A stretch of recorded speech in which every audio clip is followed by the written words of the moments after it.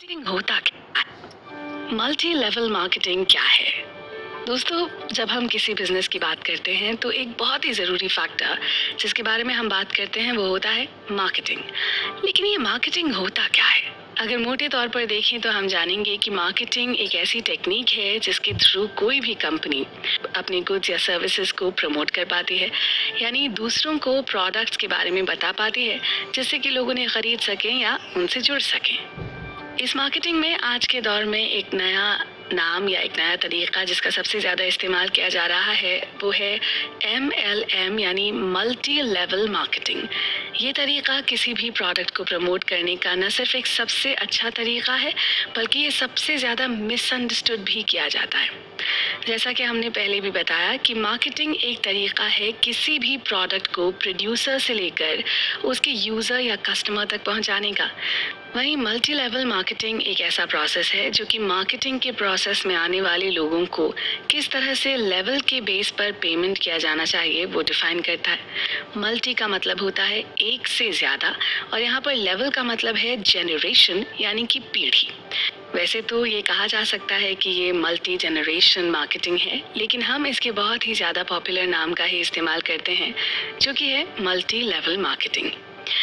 ये एक तरह का स्टिग्मा है, लेकिन आज के टाइम में बहुत सी कंपनीज इसके लिए दूसरे बहुत से नामों का इस्तेमाल करती हैं, जैसे कि नेटवर्क मार्केटिंग, कोऑप्स मास मार्केटिंग, यूनी लेवल मार्केटिंग वगैरह वगैरह। मार्केटिंग के बेसिकली 3 फॉर्म्स होते हैं। पहला रिटेलिंग, दूसरा मार्केटिंग का कन्वेंशनल फॉर्म यानी कि डायरेक्ट मार्केटिंग, तीसरा मल्टी लेवल मार्केटिंग जिसके बारे में हम डिटेल में बात करेंगे। इसके अलावा एक और चौथी तरह की मार्केटिंग भी होती है जिसे कभी कभी ही साथ में जोड़ा जाता है, जिसे हम मेल ऑर्डर कहते हैं।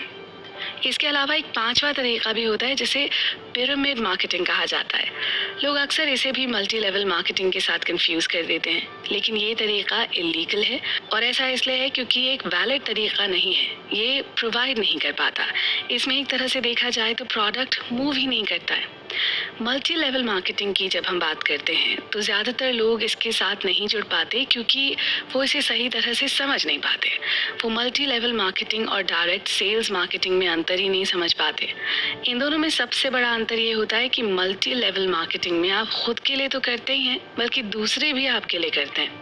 ऐसे में एक और बात जो हमें MLM के बारे में समझनी चाहिए वो ये है कि इस बिजनेस मॉडल में आपके पास कहीं से भी काम करने की आज़ादी है, लेकिन चाहे घर हो या बाहर आप कहीं से भी काम करें, इस बिजनेस मॉडल में कुछ टैक्स ब्रेकअप्स होते हैं। इस तरह के मार्केटिंग बिजनेस में लोग अक्सर पहल थोक में सामान खरीदने के लिए जुट जाते हैं। उसके बाद उन्हें ये पता चलता है कि वो इस सामान को आगे रिटेल में बेचकर इससे बहुत सारा फ़ायदा और प्रॉफिट भी कमा सकते हैं। MLM के बारे में एक बहुत बड़ा मिसकंसेप्शन लोगों को ये है कि उन्हें लगता है कि उन्हें खरीदे हुए सामान को आगे रिटेल में ही बेचना है, लेकिन ऐसा नहीं है। वो इसे आगे थोक में भी बेच सकते हैं। इतना ही नहीं, वो इससे अच्छा खासा बोनस भी कमा सकते हैं। कुछ प्रोग्राम्स में ऐसा होता है कि लोगों को बोनस देने के लिए रिटेल कोटा भी होता है। इसके बारे में हम नैपकिन प्रेजेंटेशन के बारे में जान सकते हैं। MLM में आपको किसी भी प्रोडक्ट को ट्रेडिशनल तरीके से बेचने की ज़रूरत नहीं होती, बल्कि इसमें आपको किसी भी प्रोडक्ट को बस ट्रांसफ़र करना पड़ता है। ऑथर डॉन फायला सेलिंग को डिफाइन करते हुए कहते हैं कि ये एक ऐसा तरीका है जिसमें आपको ऐसे अनजान लोगों को अपने प्रोडक्ट्स को ख़रीदने के लिए आकर्षित करना पड़ता है जिन्हें शायद उस प्रोडक्ट की ज़रूरत भी ना हो। वो कहते हैं कि 95% लोग अक्सर सिर्फ सेलिंग का नाम सुनकर ही उससे दूर हो जाते हैं।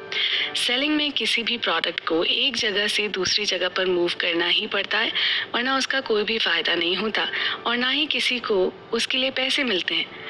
इसे समझिए कि जब आप कोई भी ऑर्गेनाइजेशन बना रहे होते हैं तो एक्चुअली में आप एक ऐसा नेटवर्क बिल्ड कर रहे होते हैं जिसके ज़रिए आप अपने प्रोडक्ट्स को एडवर्टाइज कर सकें।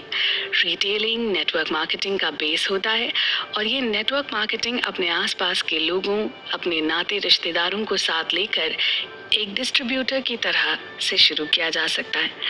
एक बड़ा बिजनेस खड़ा करने के लिए आपको बैलेंस की ज़रूरत होती है, लेकिन हमें ये याद रखना चाहिए कि नेटवर्क मार्केटिंग में बहुत सारे छोटे छोटे रिटेलर्स का एक नेटवर्क है जिसमें वो सभी थोड़ी थोड़ी सी बिक्री कर रहे हैं। इसमें आपको या किसी को भी डोर टू डोर जाकर किसी भी प्रोडक्ट को बेचने की ज़रूरत नहीं है।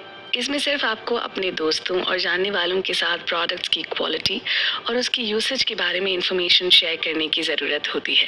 एक तरह से ये समझाने कि ये प्रोडक्ट्स भी उन प्रोडक्ट्स के बराबर हैं जिन्हें वो इस्तेमाल कर रहे हैं। दूसरी चीज़ जो MLM को डायरेक्ट मार्केटिंग से अलग करती है वो ये है कि यहाँ पर आप खुद ही अपने बॉस होते हैं और इस तरह के मार्केटिंग बिजनेस के साथ पैसा कमाना कोई बहुत बड़ी चीज़ नहीं है, क्योंकि जैसा कि पहले बताया गया है कि इसमें आप प्रोडक्ट्स नहीं बेच रहे हैं, आप एक ऑर्गेनाइजेशन खड़ा कर रहे हैं। ये मार्केटिंग टेक्निक कोई नई नहीं है, बल्कि तकरीबन पिछले 35 सालों से ये हमारे बीच एग्जिस्ट कर रही है। इनफैक्ट कुछ तो ऐसी कंपनियां